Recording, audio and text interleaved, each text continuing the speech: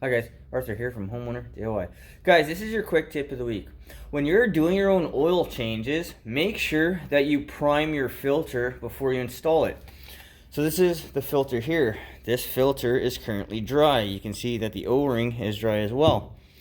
But this is one way that a drive-in oil place will scam you, because they don't prime the filter. They don't fill it with oil. So what's going to happen is the amount of oil that this filter takes when you do 30 oil changes, this amount of oil they're going to save for their next oil change. So after 30 oil changes, they've actually saved enough oil to do another oil change on their own. Now, when they show you your oil level, it'll be full because the filter hasn't absorbed the oil yet.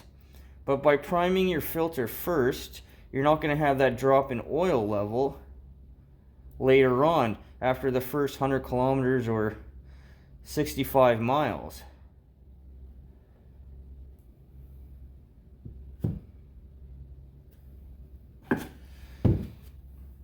So our filter is now primed, and then always coat the O-ring with a little bit of oil, so when you install it, it'll be installed nice and smooth. Guys, you do this every time and your oil level will stay higher and you're not going to lose it into your filter as you drive later on. Guys, that is your quick tip of the week.